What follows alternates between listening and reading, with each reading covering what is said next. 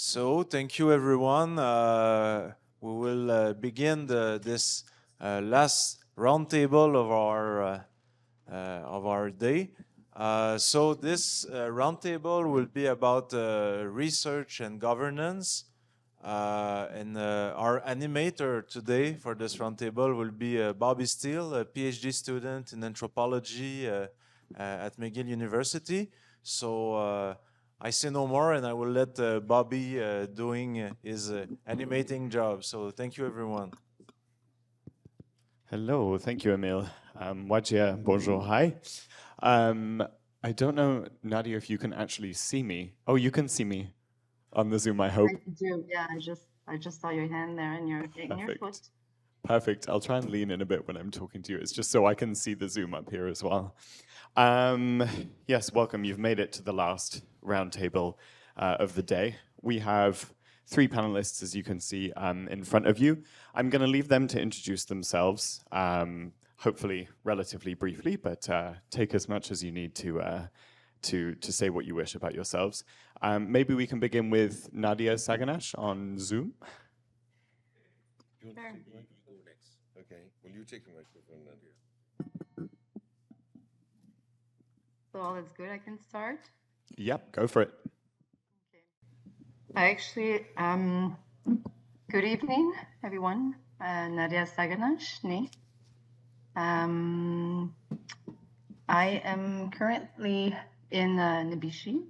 I apologize for not being there today with you guys. I wish I would be. But I'm here with my team. Guys, open your cameras. So I'm here with my team, the Environment Department team of the Cree Nation government. We are having our staff meeting, planning with all of our environment team. So I'm not sure if you can see them. Oh, they're just popping up there slowly. Yes, hello and welcome to everyone. So yeah, I have done where to start.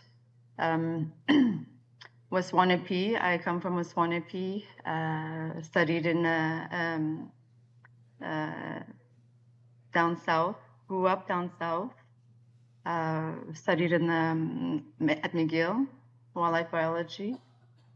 Soon mother of 2 children, and have worked for the Cree Nation for the last 20 years, specifically in implementation of Section 24, the hunting, fishing, and trapping regime.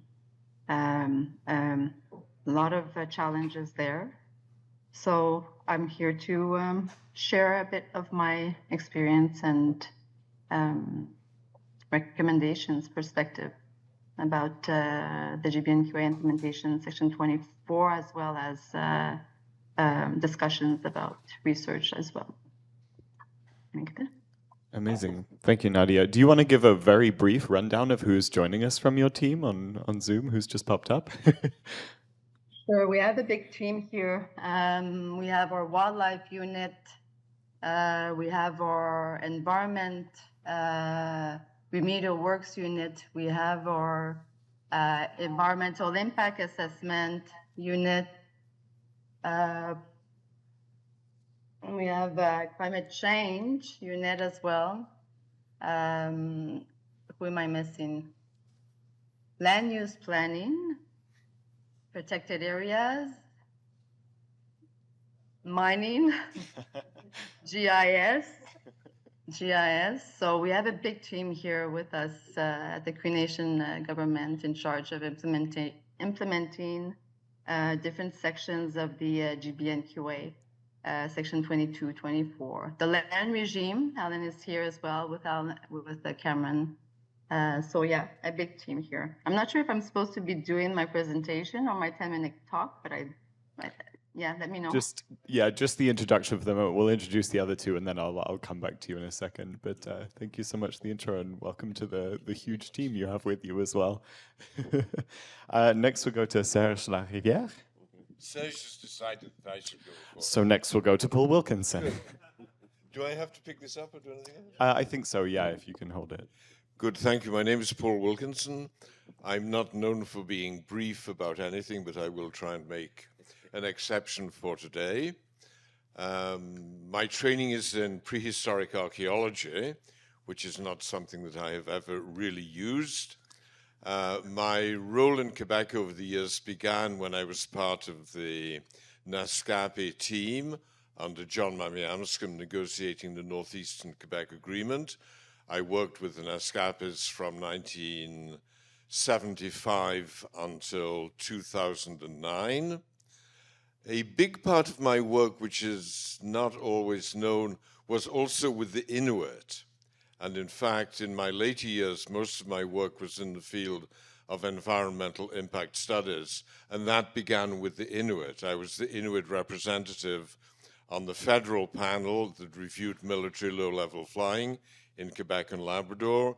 I worked with Johnny Adams when National Defense had a proposal to start a forward operating location in Kuujjuaq, and then I worked on the environmental impact assessments of airport and port projects in the Inuit territory.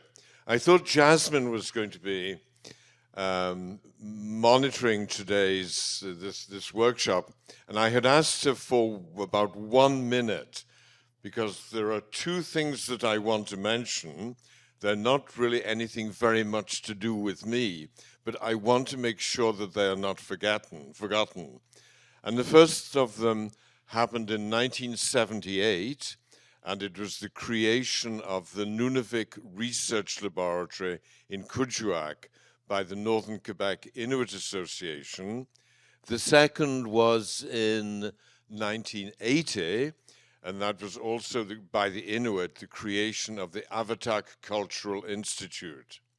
In my experience, I've never been a part of either body, but I have worked with them very closely in many ways, and they are unique and wonderful creations, and it's a source of regret to me that I think they have really had very little impact in terms of inciting other First Nations over the years to create similar organizations.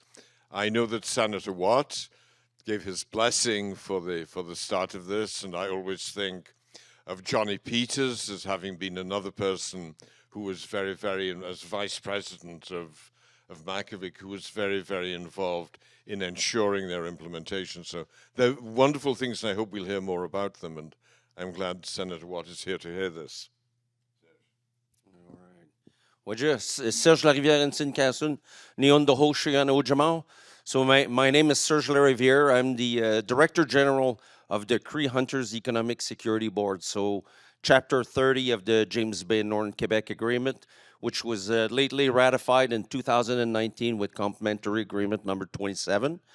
And I'm delighted to have in the room here today Monique Caron, who was the previous leader of that organization for 30 years. So you think 50 years of history?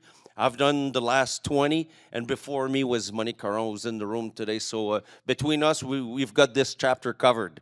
So I'll be glad to talk about it.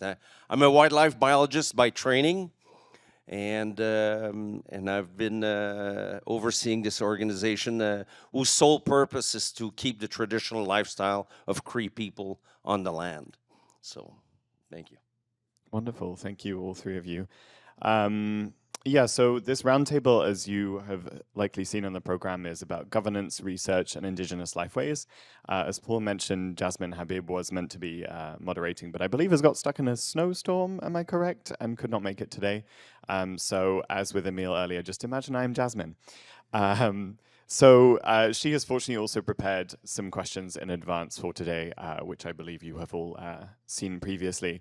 And I may just give you all a quick rundown of those three questions, because I believe we have some presentations prepared, and it might be easier if I tell you the questions and then let them answer the things that they've prepared to speak about. So the first question that Jasmine posed was, what kind of research is needed to implement a treaty and to develop it over time? And she was asking about what kind of information can be made useful through means of research. for things like Inuit ways of living, for protecting the land and wildlife, for controlling or participating in development, for educating communities, and for developing employment opportunities. And also a question of kind of, are any of these more important than the others? The second question is on collaborative research. What facilitates collaborative research, and what are the challenges that are faced by undertaking collaborative research projects? What research should be done by Indigenous communities, and is there research that necessitates partnership or collaboration with governments and other collaborators such as universities? And the third question asks how Indigenous researchers can play a role in assuring that research conducted with or ostensibly for their communities has served them well and will continue to do so in future, and asks other kind of questions about other appropriate measures in place to guard against the use of information about communities and their land. So I believe, Nadia, you have a presentation, a 10-minute presentation, you said. If you wish to please begin in your answers of these questions.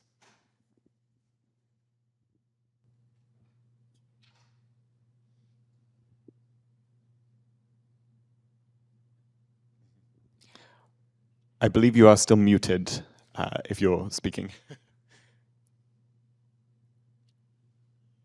Okay, so I think I can share a bit of what I've experienced through, well, starting from when I started working for the CNG. And by the way, hi Manon, Monique Caron, sorry. Monique Caron, she was one of the mentors and to me, a lot of the questions, legal implementation, Manon helped me a lot on that. So I want to say hi specifically to Manon, Monique Caron, sorry. Where to start? So the first question is in relation to if research is needed to implement a treaty and to develop it over time. I think it is. A lot of the research that was done has helped a lot. Harvey White, read a lot about Harvey, Colin Scott, a lot of research about the Cree way of life is out there. So in understanding the implementation of Section 24 and how it should be implemented, you need to understand a bit of the Cree way of life and what it meant for the Cree. I guess in my experience, I just want to mention that has been a struggle, you know, implementing Section 24. It hasn't been an easy mandate. And I would say specifically for that section, because we're talking about, in my view, a complicated regime.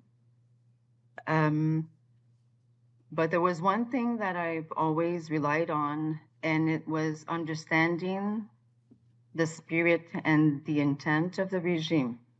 That was every time we discussed different provisions or had different interpretations, because that was always the battle, how we interpret the agreement, and how we make the government understand when we say, for instance, there's too much sports hunters in the territory. There's a lot of wastage. Limbs, heads of caribou left on the side of the road. To the Cree, that was very difficult to see, because in Cree culture, we don't waste. We eat, we harvest, and we eat every part of the body.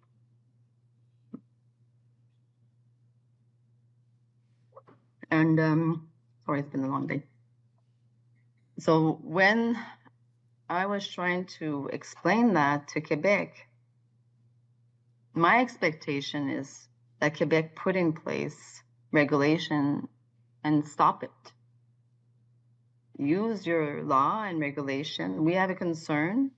The concern is wastage, over harvesting, lack of monitoring, the lack of surveillance on the territory, and the lack of understanding how the impacts on the Cree. The Cree people couldn't go on the land because they were afraid for their security. That was, it wasn't monitored. They didn't like at the end of this harvest, caribou harvest, to see all of the wastage. And I remember Sam Cox was the one that sent me a lot of pictures about wastage all over. And he was there every year, after every season, picking up, cleaning what was left on the land by the sports hunters. It seemed like a very simple thing to say to Quebec, listen, we don't want to waste. We don't want to see wastage. Can you do something about it? But somehow it went for years and years and years, and nothing was done about it, despite the letters, despite the discussions, until one person came in. And this person, who was a wildlife protection officer, now in charge of the wildlife protection unit, said, well, listen, we'll adopt a regulation obliging all of the sports hunters to bring back the whole of the caribou. So when they register the caribou, they'll need to bring it back in whole or in quarter. I was just astounded because throughout all of these years, this was a very simple solution. But because people weren't hearing and understanding the impacts of it, it became a major issue that could have been avoided way before. So it's very difficult to, understand how is it impacting the Cree? What do they live? So there's a lot of things I can say. I cannot do this in 10 minutes, but caribou was a major issue, and I've heard Justin Picard mentioned about the caribou agreement. This is something that I've worked on many years with Chief Daisy House, and because we were stuck between the modern way of the treaty implementation issue and the cultural values that we cherished, So the cultural side was telling me we need to share, we need to help our neighbors. The treaty side was telling me we need to respect our agreement. If we don't respect our agreement, we're sort of, we're not respecting our agreement. So, and we're opening the door to, a government not to respect. If we can't even respect our own agreement, how can we expect Quebec to respect it? So these were the challenges, and I'm just saying, just two examples, but eventually, thankfully, the cultural side won this battle eventually. So, and we developed this understanding, and I'm going to say understanding because that was the words that were used traditionally. It was always by mutual and understanding. So this was how we termed it. It was a mutual understanding between the Cree and the Innu, enabling the harvest of caribou, which is an important species, an important animal for them and their culture and their identity. So we developed this understanding with the trappers. And I was really surprised because when we came to the Innu, they said, there's no problem. We have no comment with your agreements. We're all for it. All of these principles, these baseline principles that were found in this agreement were about not wasting, were about the fundamental values that we hold as a nation, as a culture. They were about sharing your harvests. They were about, taking care of the animal, respecting the animal. So, and these values are fundamental between many nations. Respecting the animal, respecting the land, sharing, eating all, not wasting anything, any part of the animal.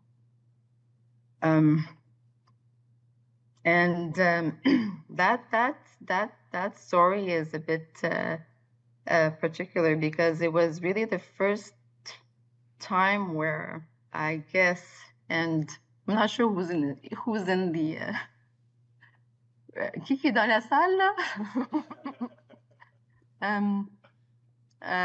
I'm not sure, but it was something that was Quebec had no other choice than to sit back because first they couldn't monitor the territory. They're not present on the territory. They have no wildlife protection, not enough at least. I think at the time there were only 4 in that area monitoring the territory. So they stepped back and, didn't get involved or interrupt, I guess, the discussions and the understanding that was going on between the Innu and the Cree. So that was one of the challenges. There's many more challenges, but I guess I'll stop here because I'm taking a lot of time. So I apologize for that. But it's not I would say, in terms of research, I think, and I would like to go over your questions, but I think we won't have time. But what I would say is that I'd like future research to be focusing more on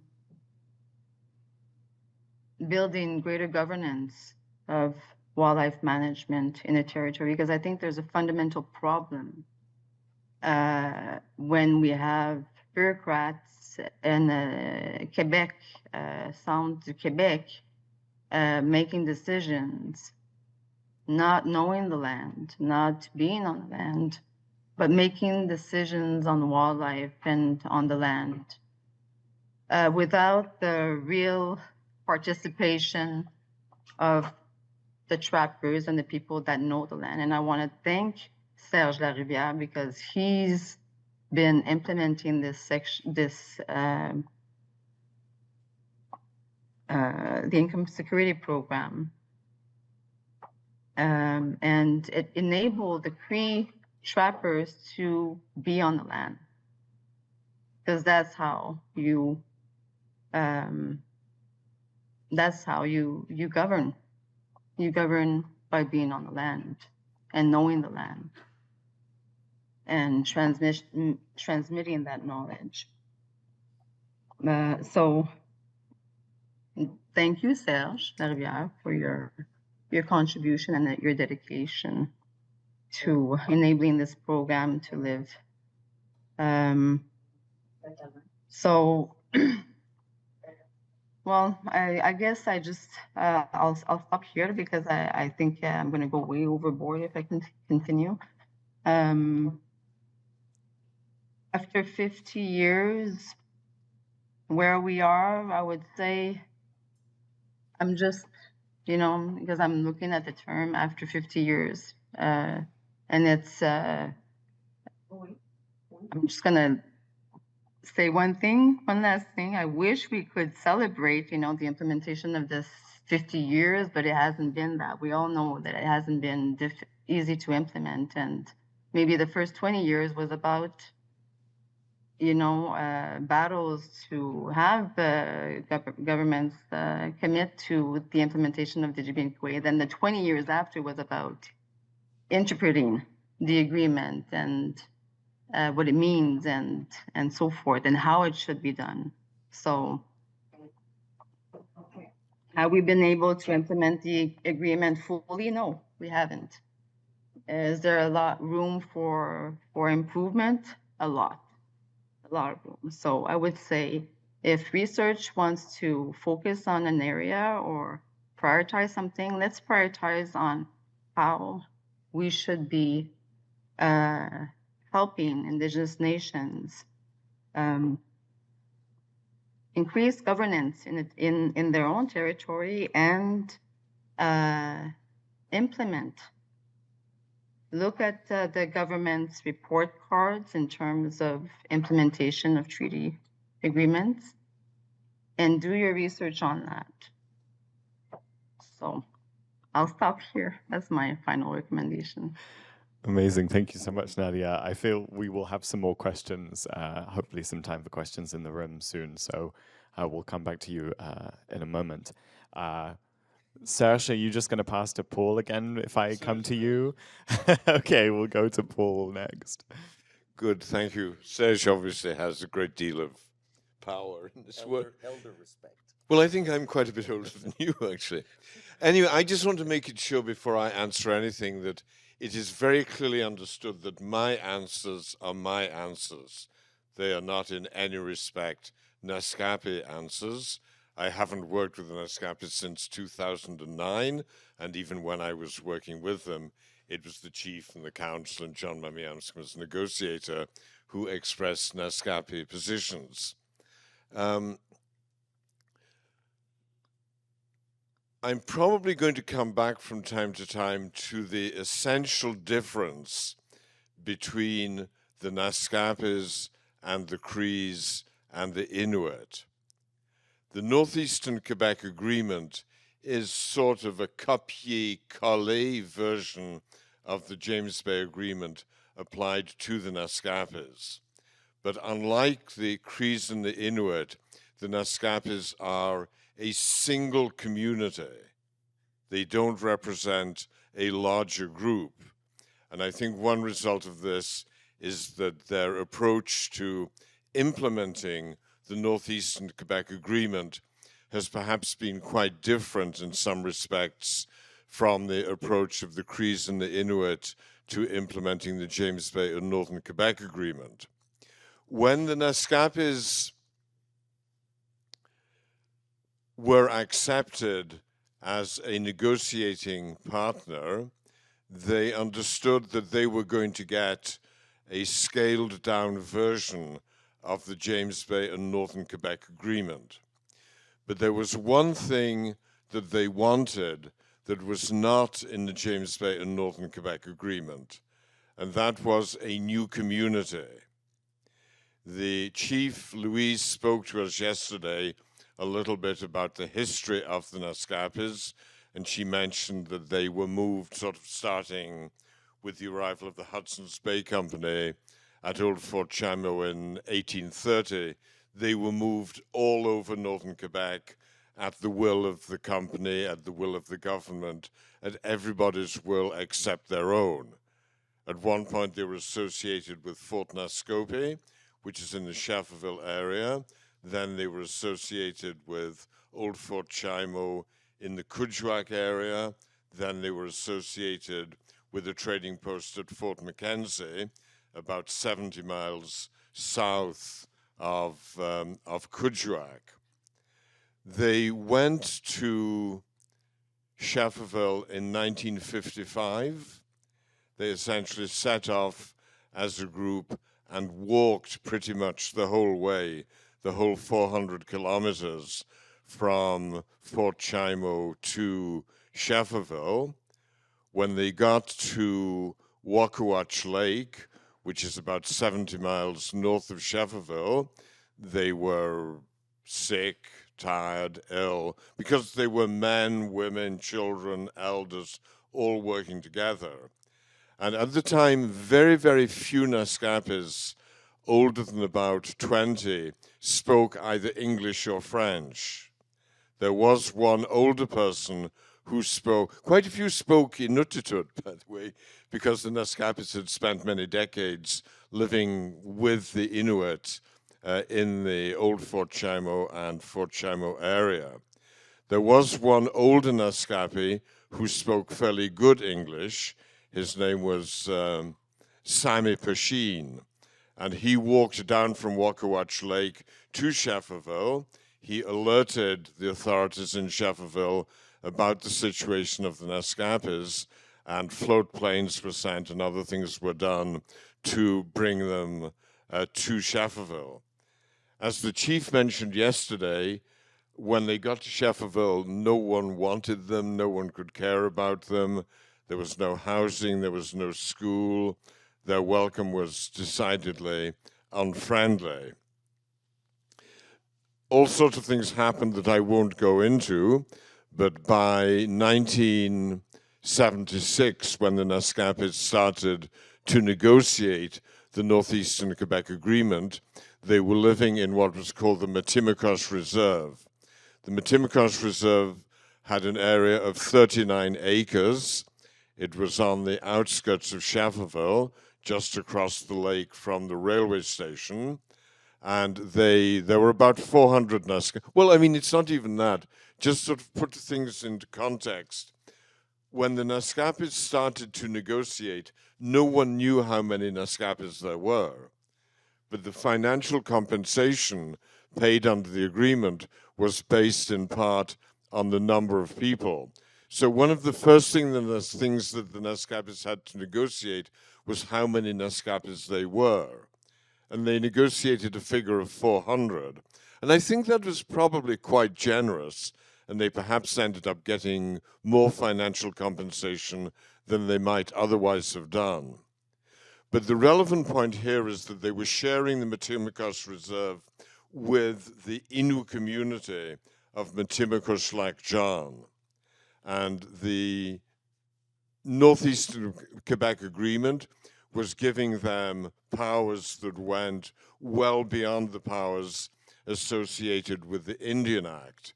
And it was clear that it was quite unrealistic to have two groups sharing a 39-acre reserve, with one of them having these agreement-determined powers and the other not.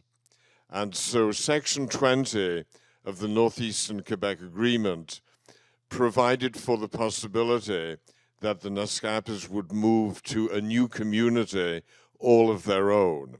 And the agreement was clear that it had to be within driving distance of Schefferville. And the agreement mentioned 3 sites. One possibility was stay where you are on the Matimikos Reserve. The other was move to John Lake, which was a reserve on the outskirts of Schefferville, where the Naskapis and the Innu had originally lived. And the third was move to another larger, more suitable site. And I'm getting back to research, because the agreement provided for a research program that would identify the site to which the Naskapis could move. And the Naskapis didn't want to stay where they were. They didn't want to go back to the John Lake Reserve, because they had already lived there and left it. And so the Naskapis wanted the study to demonstrate that moving to a new location, a bigger location, some distance from Schefferville, would be more suitable for their needs and desires. So that was the priority research that the Naskapis were concerned with, and in the end, they got the result of the studies were done by third-party consultants, not by the Naskapis. They got the result that they wanted, And as Chief Louise mentioned last night, in the early 1980s, they did build their new community, Kawawa Chickamas, and they moved in 1983. They're still living there, and I think it's probably one of the nicer communities in northern Quebec. Another area where the Naskapis were concerned with research was in relation to guaranteed levels of harvesting. Section 24 of the James Bay Northern Quebec Agreement provides the Inuit and the Crees with what are called guaranteed levels of harvesting. In other words, subject to the principle of conservation, they can keep on harvesting for the indefinite future the numbers of animals that they were harvesting about the time of the agreement. And the James Bay Agreement provided for a long and immensely complicated research programs for both the Crees and the Inuit to determine how much they were harvesting. And Harvey Fight was a part of that. Bill Camp was a part for the Inuit. Although the Naskapis essentially wanted similar provisions to what the Inuit and the Crees got, they didn't want to be subjected to the same kind of land use and occupancy study.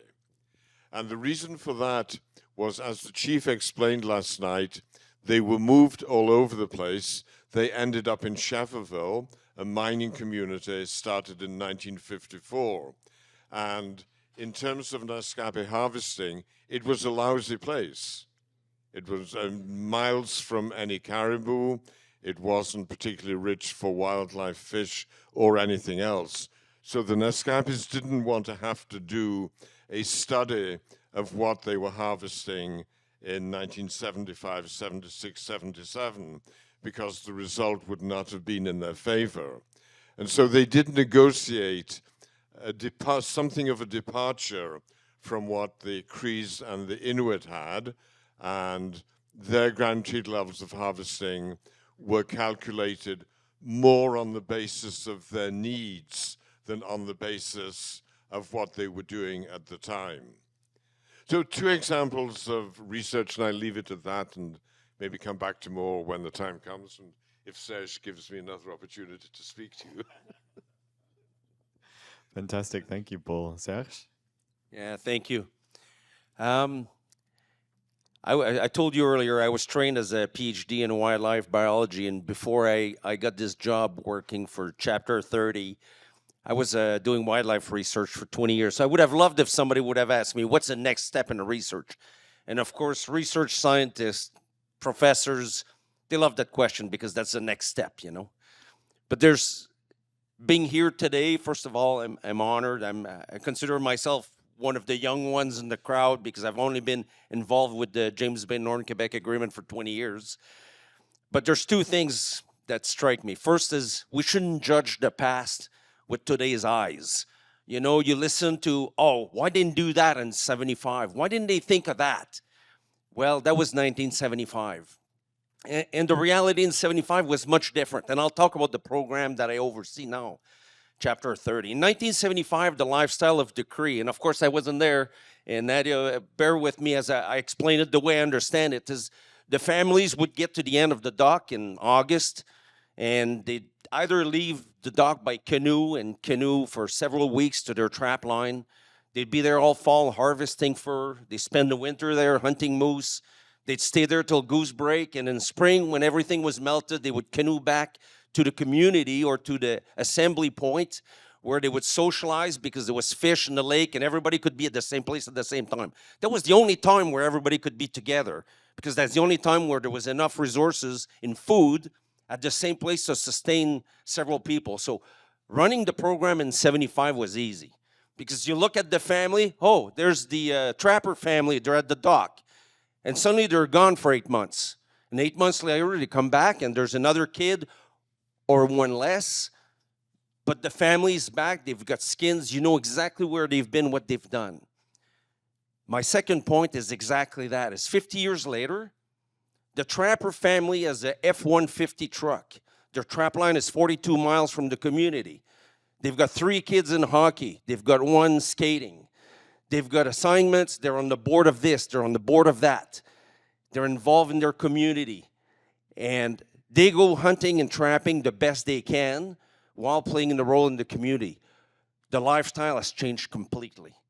And as a wildlife biologist trained in conservation of species, now I see my job as a conservation of a lifestyle. How do we maintain the lifestyle of the traditional Cree hunters, knowing that traditional Cree hunters today is not the same as 1975. It's totally different. And the agreement, it was mentioned earlier today that the agreement, Chapter 30, was changed in 2019 with Complementary Agreement number 27. And every time we've changed it, I'll argue this. Of course, I could criticize my own organization, but every time we've changed the program, by the time we get the agreement signed, we're already behind. You know, it takes 7, 10 years to get everybody on par for the new changes. And then it gets on the table, and then you implement it, and you go, oh, crap, we didn't think of this. Oh, shoot, we forgot that. Oh, we should have done this. Why didn't we think of that? Of course, it's been 10 years since the last time. So one of the challenges, and to me, that's, in terms of research needs, I would say, one of the hardest thing and the most important thing is, in French, we would say veille stratégique, is to look at the environment and say, hey, my mission is to change a life, is to support or conserve a lifestyle that is changing. So I can't be afraid of change because the exact nature of my job is to support something that is changing. And, you know, there was talk of changing the agreement, the amendments to the convention, but the Cree traditional lifestyle is so different today than what it used to be. And to me, that's been, I would say, my greatest joy is going and spending time on the land, but also my biggest, surprise is to see how fast it's changing. And of course, I'm involved also as a hunter down south. I've worked with several organizations with similar missions for non-Aboriginal. And everybody talks about the challenges of getting youth on the land, the challenges of getting people involved with traditional activities, hunting, fishing, trapping, and so on. And the Crees are no different. They have the same challenges, you know. The kids will choose their iPhone before they'll choose a gun. It's not an Aboriginal problem. That's the nature of the beast. That's the nature of evolution, and the lifestyle is changing. And maybe we shouldn't be scared of that. We should just accept that this is part of the game, you know. And to me, I think one of the challenges in research is making sure we wipe our eyes every day and forgot what we were told yesterday and look and see where is it today, and try, if we can, try to anticipate where it's going to go tomorrow. So what we do today is in provision for what's going to happen tomorrow, not for what was good yesterday or the day before, because that's likely not there anymore. So those would be my 2 comments. Amazing. Thank you, Serge. I'm really enjoying listening to all 3 of you, and I'm seeing some kind of themes arising with what all 3 of you have said so far, and also kind of harking back to I think it was Harvey's comment in one of the panels this morning, where he kind of ended his talk with a call for research into the treaties, like a almost renewed a look at this point of 50 years on from 1975, almost like a refreshed research engagement with the treaties, how they've been implemented. And all 3 of you have kind of given examples of the challenges that have come with implementation, the challenges that have come with gathering data about this. And I'm wondering if any or all of you would like to comment on maybe how you see that moving forward. As Serge, you were just saying, looking to the future, what is the kind of information that we would want to gather at this point in time about the last 50 years? And what is that going to do moving forward? Where do we see this kind of vision of research going into the future as I myself am kind of part of a new generation of learning scholars who are taking interest in EUSG and researching these kind of things. And so, yes, I'm wondering if you almost have any advice for the up-and-coming researchers. I know there are a few others in the room today. So, yeah, if any of you want to start, please feel free. If I may,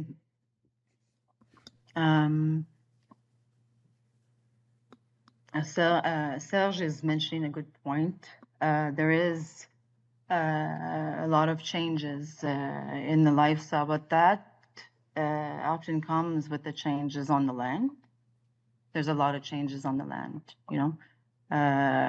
We see that, we hear that. The environment team are often, you know, assisting communities. They're hearing the trappers. We were just in OJ hearing about, we're starting you know, a mapping exercise with EUSHI and really planning the land with the trappers. And we're hearing these kinds of concerns, like I can't go hunt, I can't practice my traditions, my activities.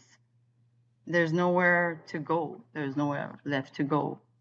And I'm just thinking of one case where we were informed of from OJ. So there's a lot of also impacts on the land, and that, you know, necessarily is things weren't like they used to be, for sure. It changes, but we have to find a way to maintain that that our culture. C'est aussi simple que ça. We need to find a way to do that and maintain, you know, the traditional knowledge, the culture, the Cree way of life on the land. And that would require understanding what is needed to be able to do that. What is a threshold, you know, of when is it not possible to practice fully our traditional way of life and our traditional practices? Do we know where that threshold is? When is enough disturbance? When is disturbance too much? When is this disturbance okay, you know, to be able to maintain that? Where's the line? Where's the balance? And that's a question that I've been always asking, and it seems very difficult. And a lot of it, I guess, comes from research. And I just want to mention here, of course, we need some research, but that kind of research, I think, is the kind of research that belongs to the Cree, and that should be Cree-led. But cumulative impact, though, I would say, is something that is not researched enough. We don't have there's pieces of information everywhere, but it's something that needs to be done in a way that's coordinated and that benefits, you know, that question, or that can answer that question. In the GBNQA section 24, I always come back to that because I like that conservation principle, the definition of conservation principle. Sorry.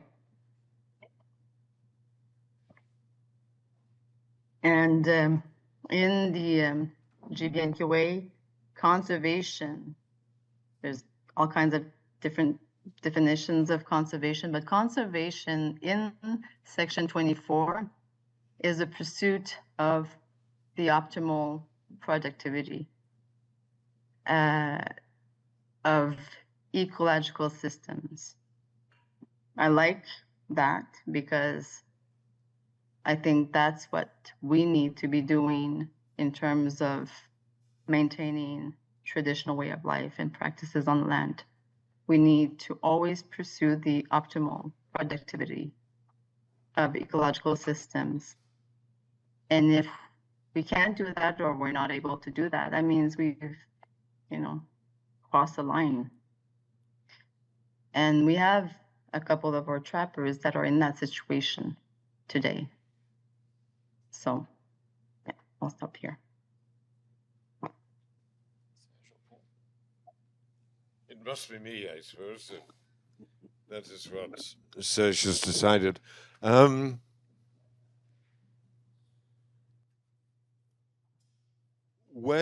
the Naskapis signed the Northeastern Quebec Agreement, they got quite a lot of powers, they got quite a bit of money.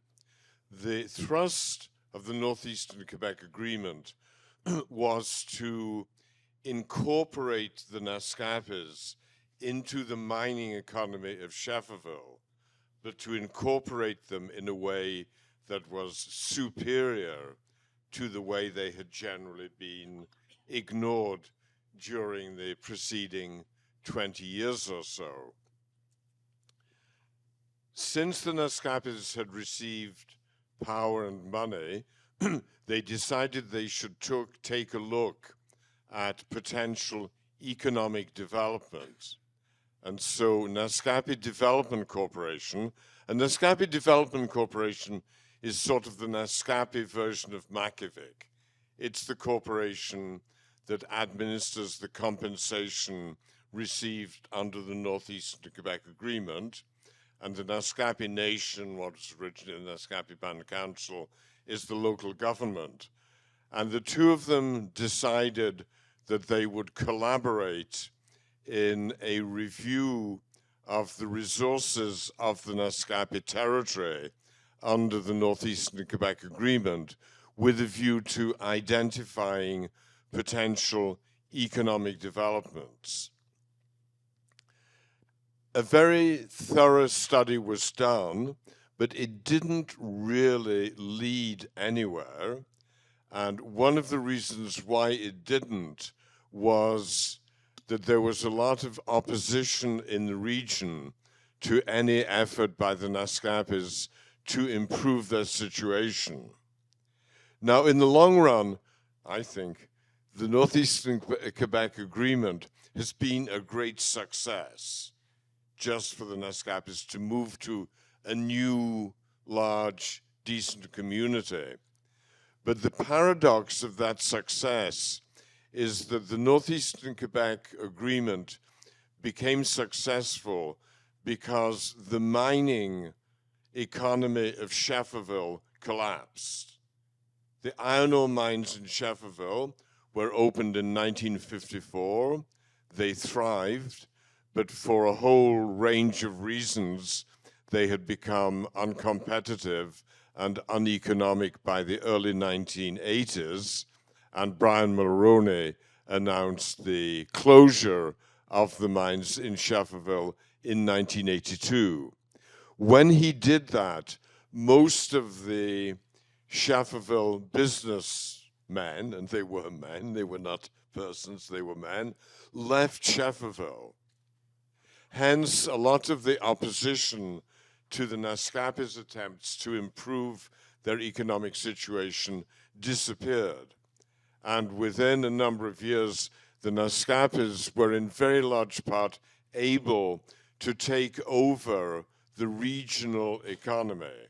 The airline was an exception, but that was taken over by Air Inuit, so that was kind of all right. And after the Naskapis had sort of taken over what there was, then mining became attractive again in the later 1980s. And it hasn't led where we hoped it might, but it did for a while, create the hope of prosperity. So really this gets back to one of the points that Serge was making, and that is really that the determining factors often turn out to be the ones you never thought about. And while I'm on the topic, I do want to say the economic development study done by the Naskapi Nation and Naskapi Development Corporation ended up being called a parcel of fools. And the reason for that was that we know very little about what the Crees, the Inuit, the Naskapis, and the other First Nations thought of the newcomers, the colonial powers. But there was one employee of the Hudson's Bay Company who reflected on the fact that very often, for reasons, all sorts of reasons, the Hudson's Bay Company was unable to supply the trading post at Old Fort Chimo, and it was trying to encourage the Inuit and the Naskapis to trap in exchange for the goods it could offer, but very often it didn't have those goods. And that employee said that the natives probably think we are a parcel of fools come hither to deceive them. And I think that that is still an attitude that in the 1970s characterized a part of the Naskapi thinking about non-native society.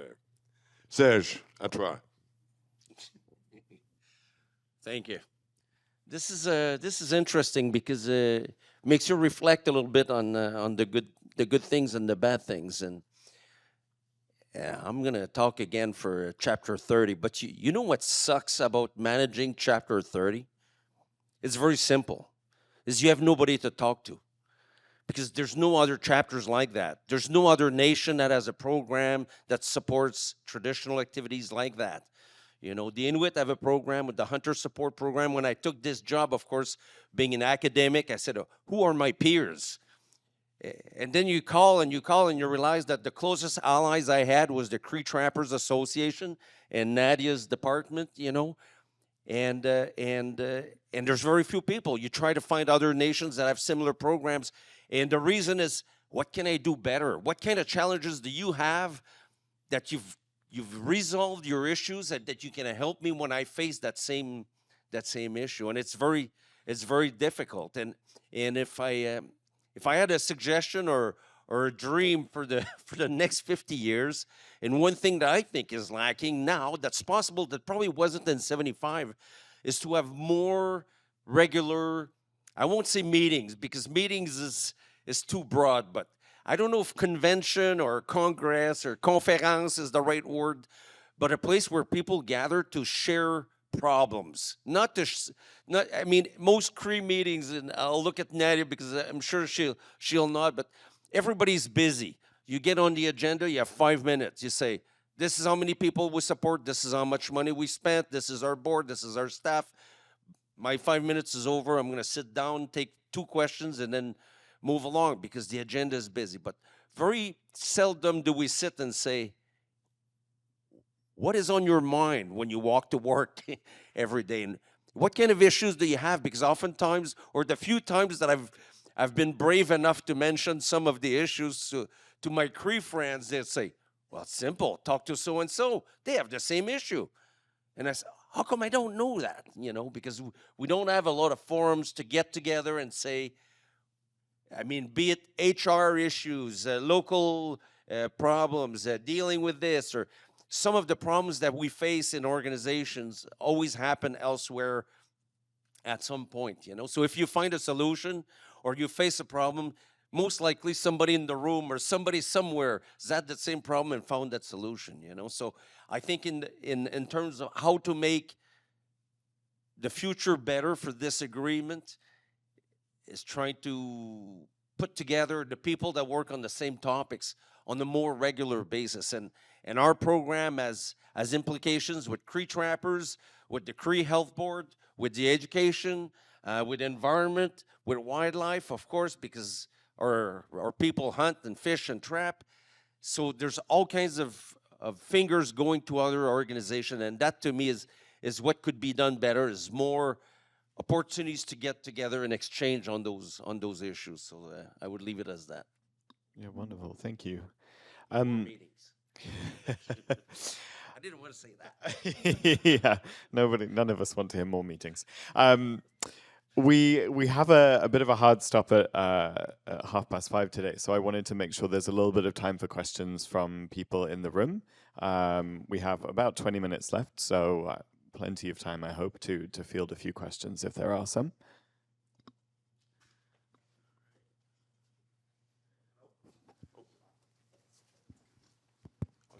Hello, my name is Miles. I work for the Coordinating Committee, so I know some people here. Hi, Nadia.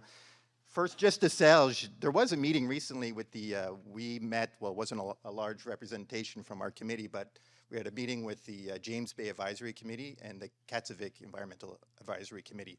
And it was just an opportunity for us all to get together one day to talk about our experiences with implementation stuff. So it does happen, and it is worth the effort just to touch base. We're not dealing on specific files or initiatives and policies, but we can kind of all get together, because you do lack that connection sometimes between all the groups sometimes, right, to make sure they're on the same page. When you mention, oh, it'd be nice to come to our meetings sometimes, it's a good idea, I agree. But I guess my question's for you, Nadia. You know, earlier today I participated in a meeting of Tanuvik. I don't know if we have any Makivik people here anymore. The Inuit were not happy. This is kind of outside the agreement, or maybe addressing a shortcoming in the treaty. The communities were not happy with how management, research, across all different domains, health, economic, and you know, wildlife, they weren't happy with how it was not meeting the expectations of the communities, right? So researchers would come in, whatever the topic is, ask their questions, off they go, and they never hear from them again, right?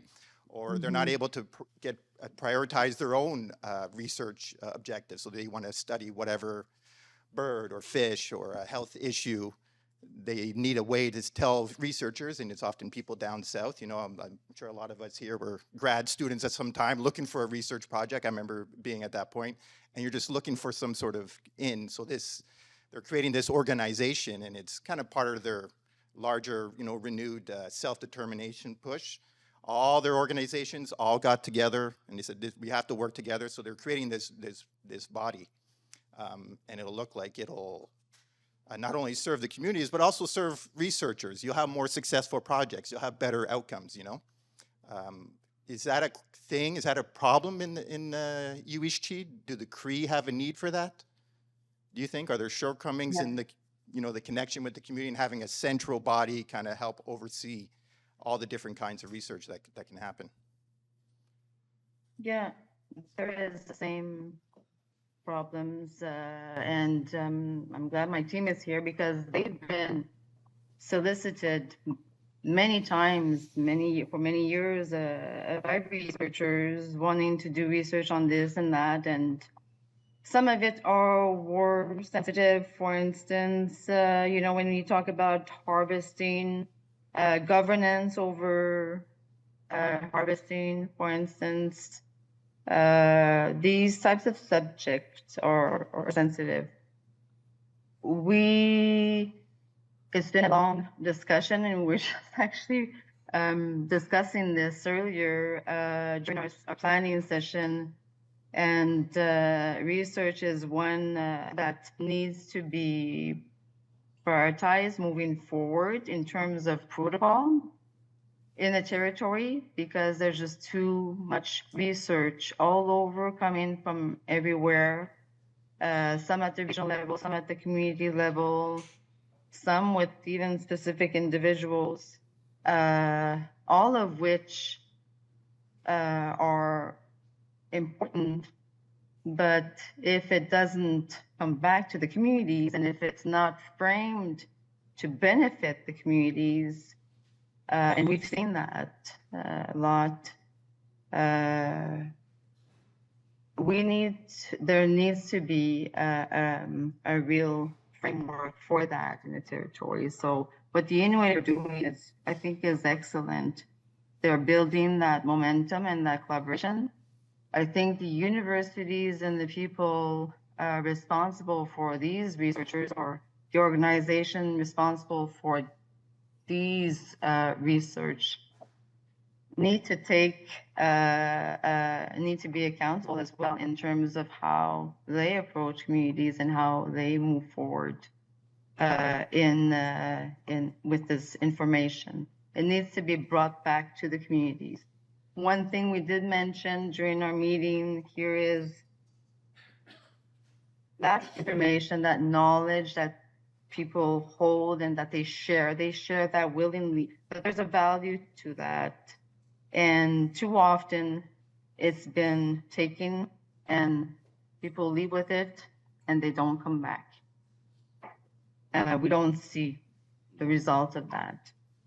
And that's a change. I mean, I think we are all in the same there's initiatives that have been started with Cree Nation government to try to build that up. There's Chisasibi that has their research institute already in place. So that momentum is slowly being built. Like we need to, put more effort to better control the information and make sure that it's benefits the communities and that it's about back, Yeah, I wish up here. Jedidat Matouche was still here because as an associate of the upcoming the Cree Nation Research Institute, I feel like she could maybe shed some light on the goings on with that at the moment. But I'm wondering also, Serge and Paul, if you have any thoughts on this question at all either. Sorry, I was daydreaming. Any thoughts on the question at all, or it's okay, no? No. I'm retired. I have no comments on this. But if three eminent people think it's a good idea, then I would not disagree. Well, wonderful. Thank you, Nadia. Do we have any other questions from the room at all at the moment? Wow. It's getting to that time of the day, I fear, where everyone's really tired and has asked so many questions. Is there anything else the three of you wanted to add on to anything you said earlier? We have a little bit of extra time. I have a couple of other questions in my little book that I can address the three of you with, but I want to give you the kind of open chance to say anything that you might want to add at all. I'll ask my team here. Can you words of wisdom?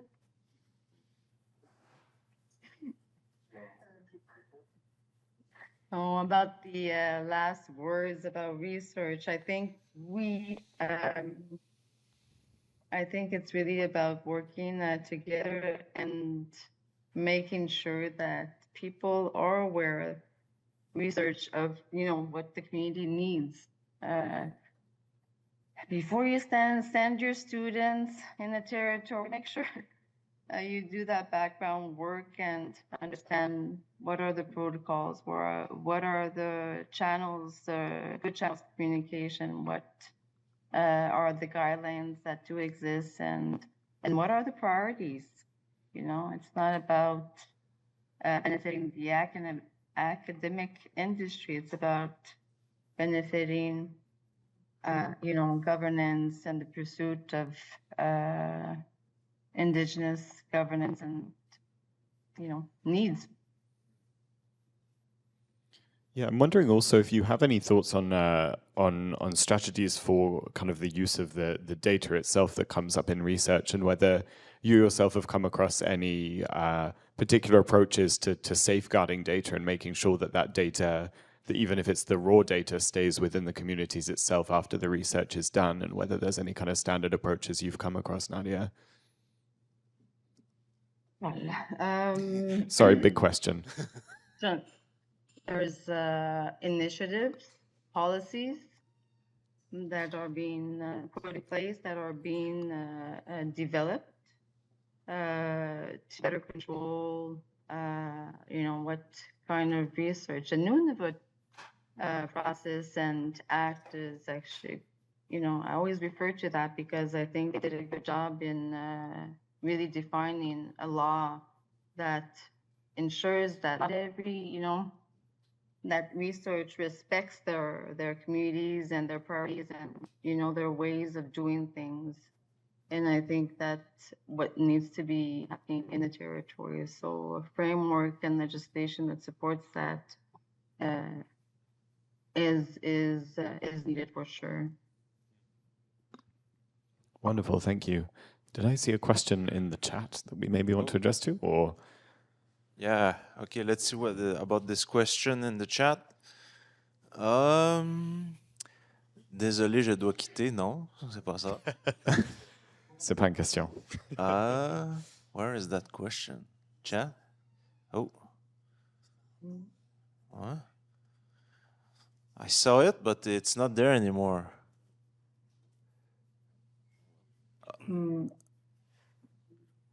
Well, while you're looking, I did want to mention about, data governance, had written note there, but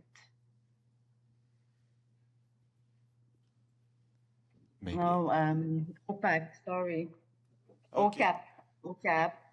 It's something that myself just educated me on lately. It's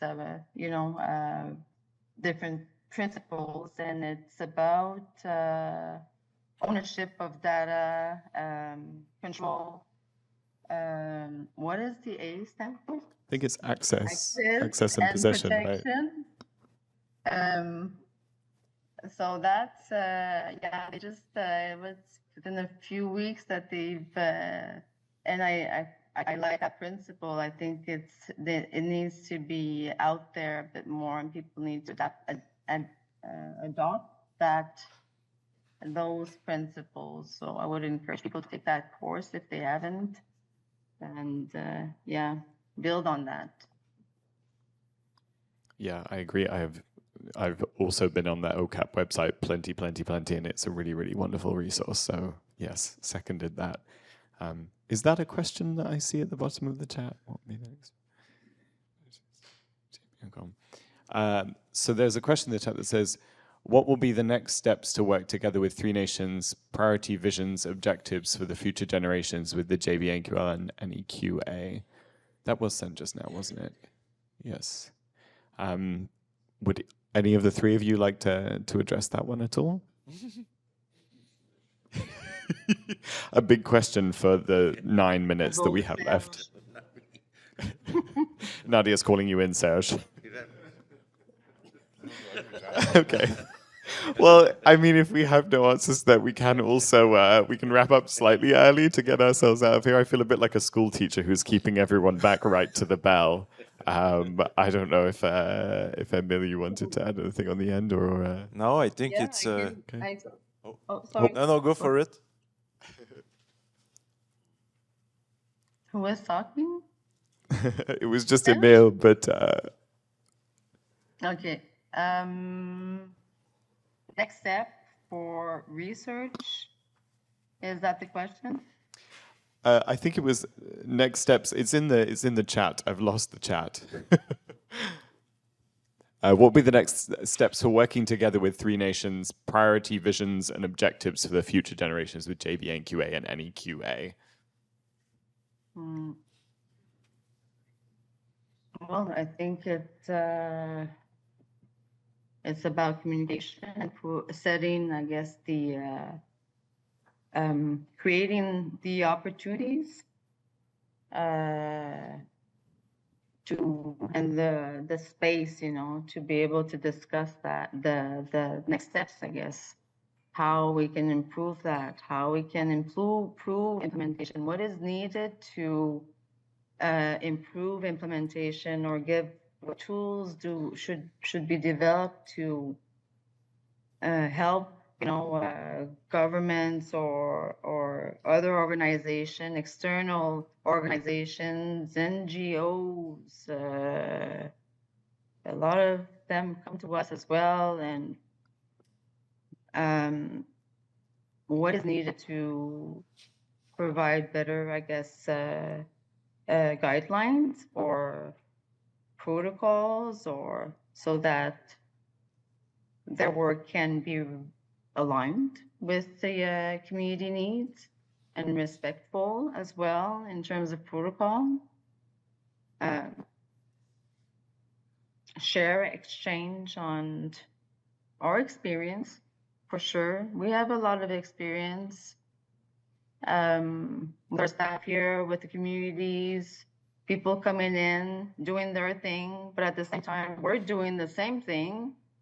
So these things do happen again, and I think it's just to create that space to exchange and address these challenges. So in terms of research. Thank you, Nadia. From the two of you.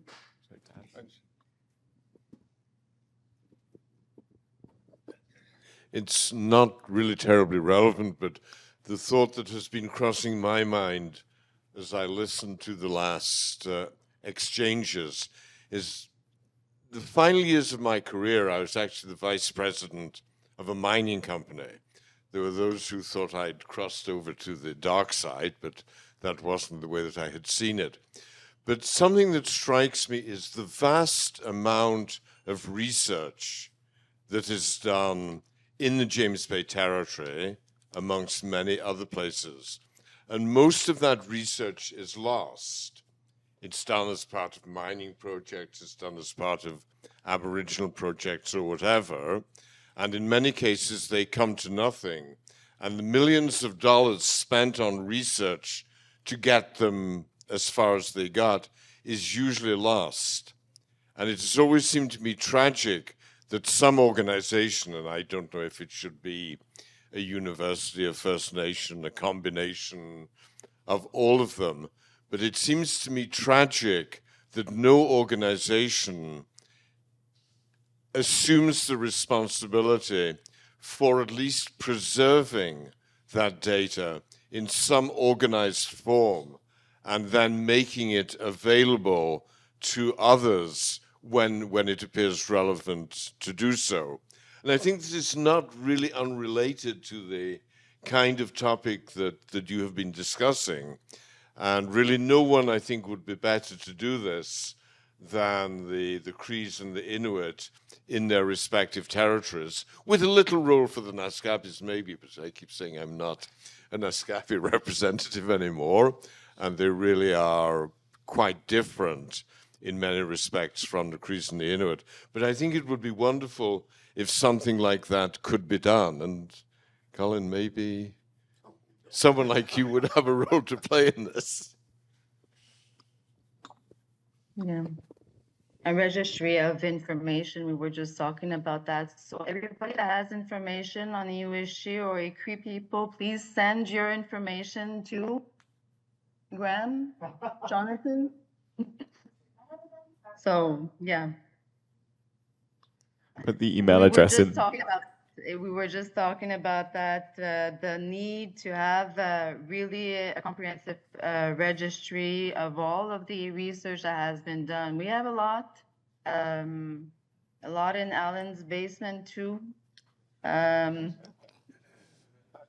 But there is that need to create that registry. I think that's, yeah, the intent behind the Research Institute that's in the works. Yeah, if you can put one of their email addresses from your team in the chat and we can share it out and everyone can send it to you. Great. Any final thoughts or questions from the room at all? Doesn't seem it. Good day.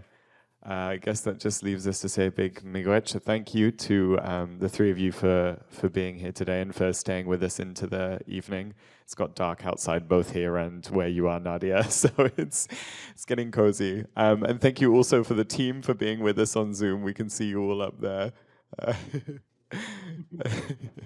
Yeah, thank you so much. And thank you to everyone for staying right up until the end today, to the end of this panel. And join me in giving a round of applause to our panelists.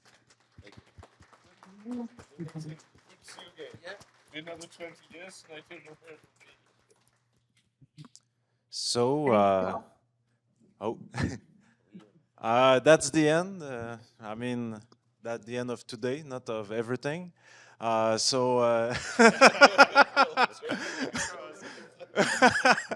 So thanks everyone to have joined us for this long day of conference. So it's been a pleasure to see you all today. I hope that you enjoy your experience. I don't know if Colin wants to have a final word or. I'll just join in thanks, and if one sentence or two that Nadia spoke in this last session, that